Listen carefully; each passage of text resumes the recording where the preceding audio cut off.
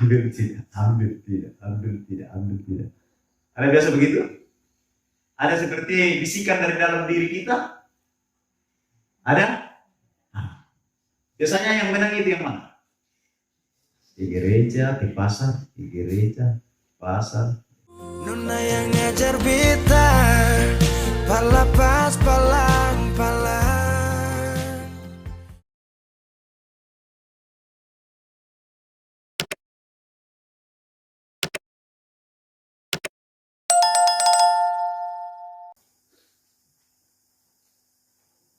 Selamat hari Minggu bagi kita semua.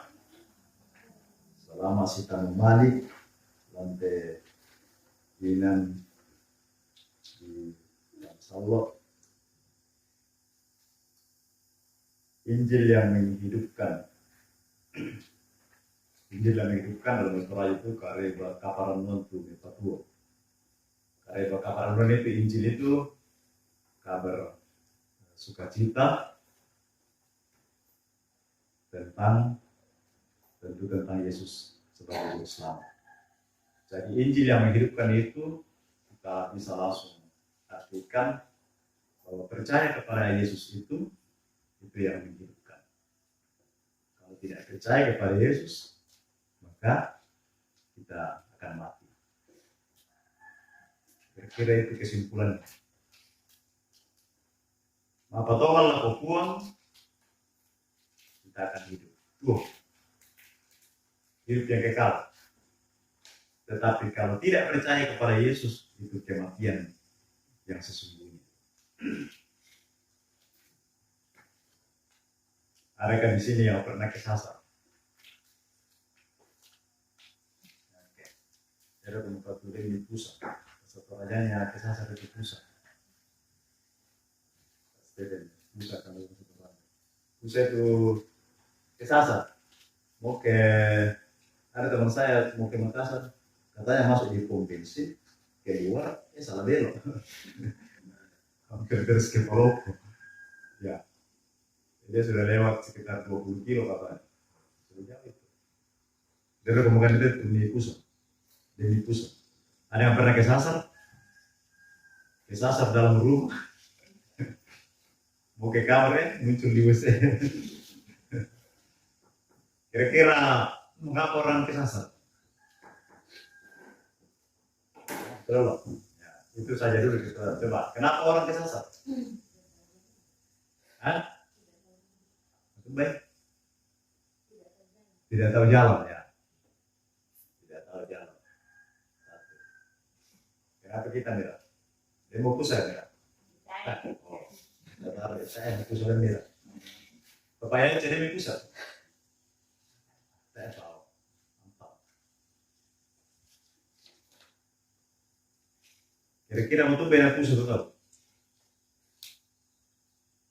Tadi tidak tahu jalan. Kedua apa lagi? Ya, juga tahu pusat sama teman-teman nih. Sopa-sopa. Kita yang bilang pakai ini supaya bisa, ya dia tidak mau. Pusat itu kesasar. Apa lagi? Apa yang membuat orang kesasar? Hah? Apa? Oke. Bisa dijawab enggak? Tidak tahu jalan. Apalagi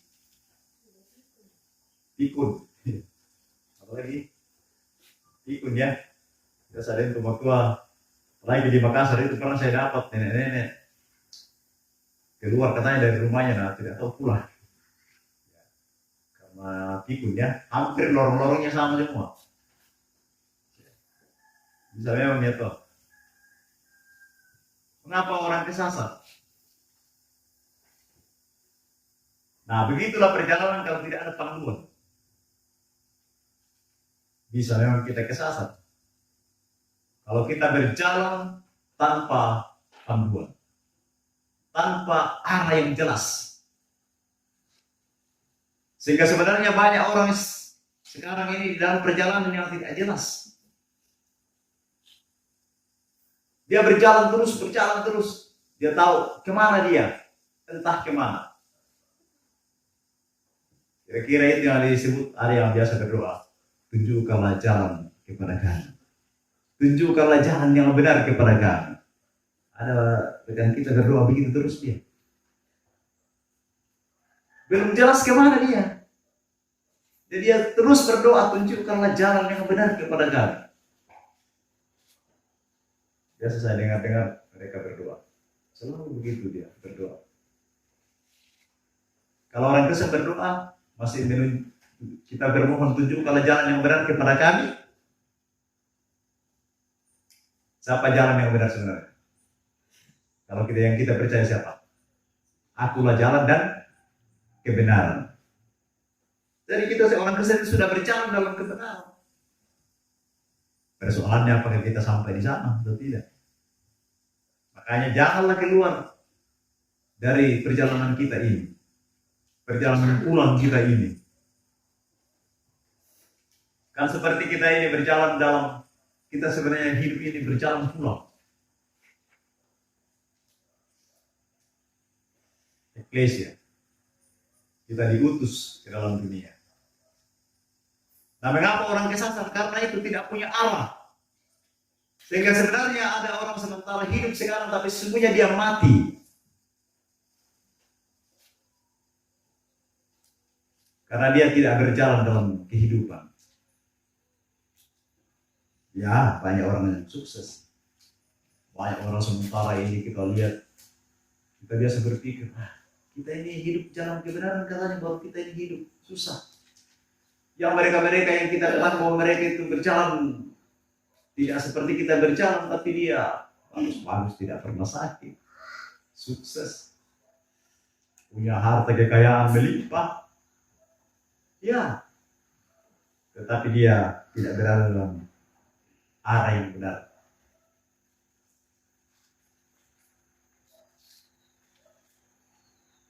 Seperti yang disebut dalam Roma tadi, hidup dengan daging dan hidup dengan roh.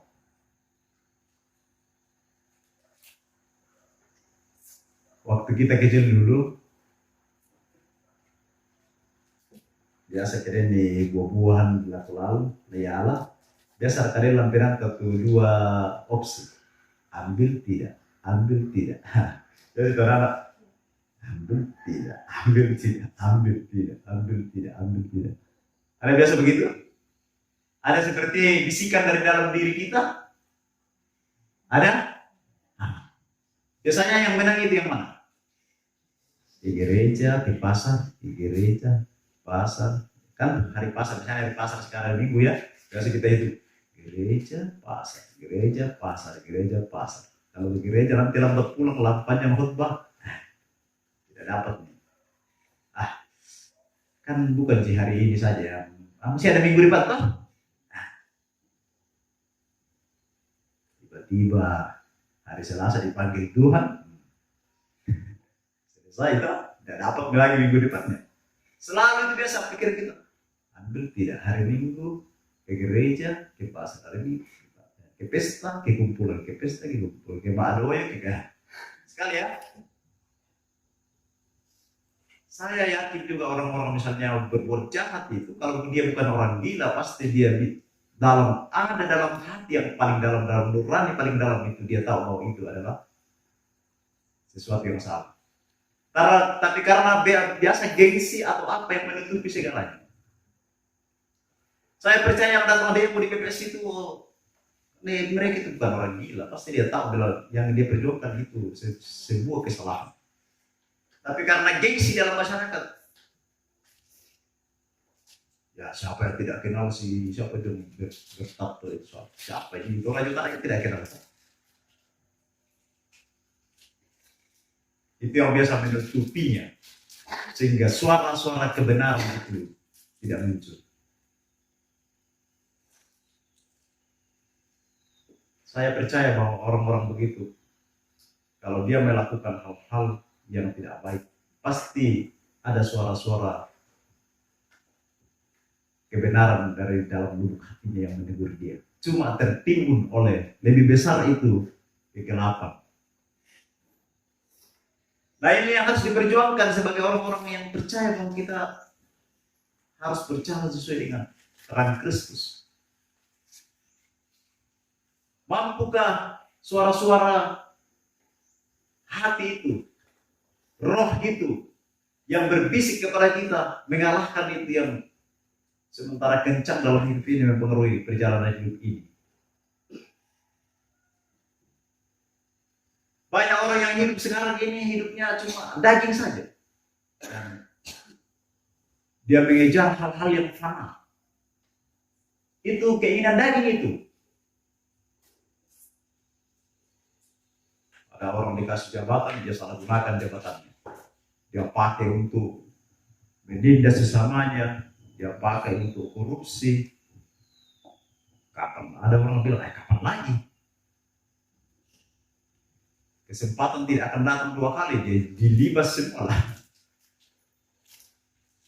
Ya, berkelakar lagi, nanti lah bertobat. Ada orang begitu. Jadi dia gunakan kesempatan, mumpung ada kesempatan. Dan bukan hanya, saya percaya bahwa banyak orang-orang Kristen yang ikut itu yang sementara didemokan di BPS. Banyak orang Kristen yang terlibat dalam perjudian. Itu keinginan daging itu. Kalau kita mayoritas di Toraja, saya percaya. Kemarin PPGT bersuara ya. Dia buat pernyataan sikap lagi. Menolak judi dalam bentuk apapun. Ya. Tapi mungkin tidak sadar bahwa banyak PPGT yang terlibat di dalamnya.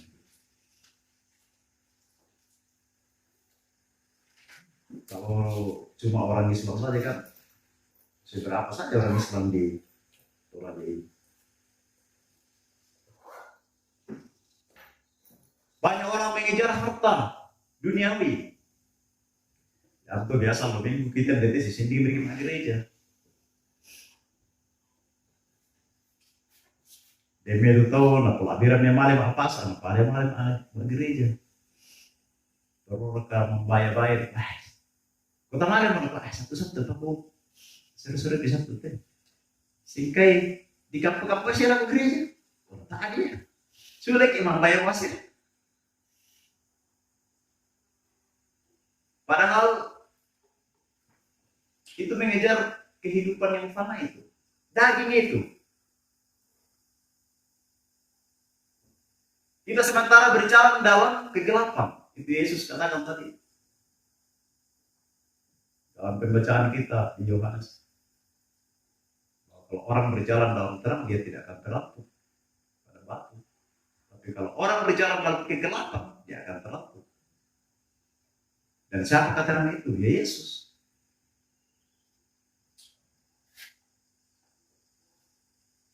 Dan mesti kita ubah itu keinginan. Kalau kita sekarang ini hidup dalam keinginan daging, maka kita ubah. Kita hidup dengan roh. Jangan perjalanan ini dituntun oleh kompas yang salah. Kompas yang rusak.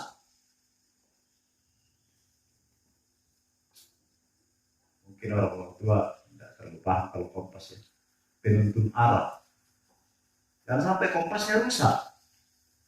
Dibilang kompasnya ke utara, ternyata kita lari sementara ke selatan. Itu berapa derajat itu salah ya. Kita mau ke Makassar, larinya ke, saya lihat ke Palopo, terus ke Kayu Langit ya, makin jauh Makassar itu. Kenapa? Karena kita dituntun oleh kompas yang salah, arah yang salah. Maka harus tetap balik arah. Orang tua, saudara-saudaraku dan kita semua yang selama ini berjalan dalam kompas yang salah, arah yang salah, berbaliklah. Masih ada waktu.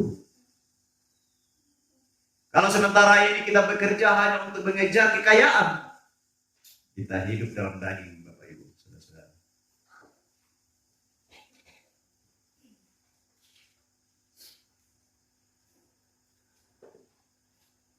Hidup ini kan tidak perlu terlalu mewah ya. Enjoy saja. Banyak orang pusing sendiri kepalanya. Kenapa pusing sendiri? Terlalu banyak kreditnya. Pusing. Kenapa terlalu banyak kreditnya? Ya, melihat tetangga. beli ini, dia juga mau beli. Padahal gajinya cuma pas-pasan hidup. Firman Tuhan kan akan cukupkan dirimu dengan gajimu kan. Maka muncullah korupsi. Banyak orang korupsi gara-gara mungkin kalau ibu-ibu mungkin suaminya yang menyuruh dia korupsi. Atau kalau bapak-bapak korupsi, istrinya mungkin. Atau kalau kita di Toraja, adat yang membuat kita korupsi, pesta. Mau tolong dibilangin, pinjam buat sini sana, pinjam. Mau gajinya cuma 5 juta, potong kerbau 3, bagaimana tidak stres? Mereka kuat. Kita memaksa diri kita kan, khusus sendiri. Nah itu yang salah. Adat kita menjerumuskan kita. Ada yang pertama kita pertahankan itu dari silangka adat. Iya kalau sesuai dengan Injil. Walaupun dia adat, kalau tiba tentangan dengan Injil, ya kita perangi. Siapa mau perangi kita? Kalau dia tidak sesuai dengan Injil. Karena Injil yang harus menerangi budaya, bukan budaya yang menerangi Injil. Soalnya itu jadi kuat. Oh, budaya di adat, ya memang adat. Tapi itu kan nenek kita dulu yang belum tahu Kristus. Maka kalau ada adat-adat yang tidak sesuai dengan Injil, kita harus perangi. Apalagi di bawah judi dan lain-lain.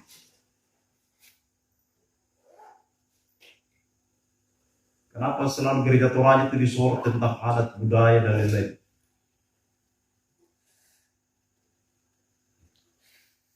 Karena memang kita lihat jasa memang betul-betul memberatkan kita. Dan buat kita pusing ya.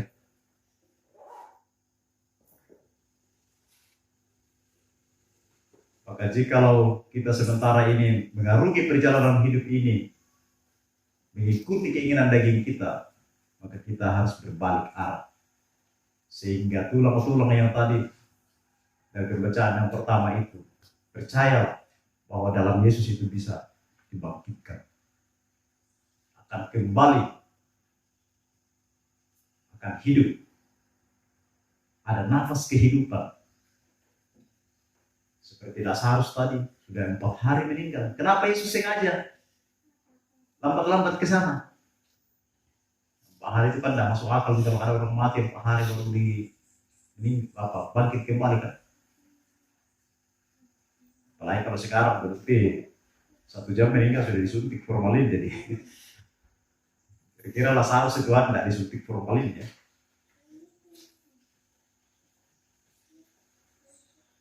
Sengaja Yesus lambat-lambat ke sana supaya dari kematian itu orang akan melihat kemuliaan Allah yang sebenarnya.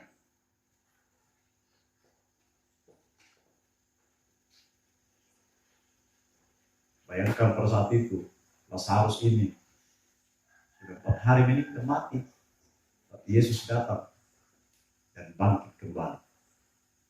Orang pasti tercengang lihat, pasti orang percaya. Dewi Marta dan Maria, ada kata-kata yang sama itu. Seandainya kamu ada di sini, Yesus maksudnya, waktu Marta, ya kemin deh, Marta kan alamat deh. Coba. Perkataan yang sama juga disampaikan oleh Maria. Seandainya Yesus, kamu ada di sini, saudara saya tidak akan mati. Luar biasa.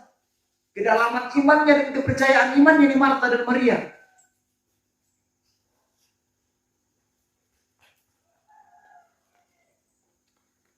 Dan ini yang harus mengubahkan kita setelah mendengarkan firman ini. Tidakkah hidup ini sudah seperti tulang belulang? Dengan berbagai macam pergumulan. Tapi kita harus berkata seperti Maria dan Marta. Seandainya kamu ada di sini, saudaraku tidak akan. Tapi Yesus menguatkan mereka. Dan Maria dan Marta ini percaya. Yesus mampu membangkitkan dan Yesus membuktikannya. Banyak sekali masing-masing kita ini punya pergumulan. Hampir kita sudah katakan, aduh, seperti kita ini tulang belulang, tidak ada lagi pengharapan untuk hidup. Berbagai macam persoalan menindih kehidupan kita ini. Belum selesai satu, datang lagi satu. Saya ingat tahun 2024 itu betul-betul kami seperti yang baru-baru kami alami lagi. Bagaimana tidak kami tahun 2024 itu, pas kami sudah ke bulan 6 itu, Bapak kawin kan? Nah, sudah itu meninggal lagi saudara, meninggal lagi. Saudara kandung ini meninggal, tidak sampai berapa bulan. Sudah itu meninggal lagi saudara ipar. Masih ada di rumah, meninggal lagi saudara ipar.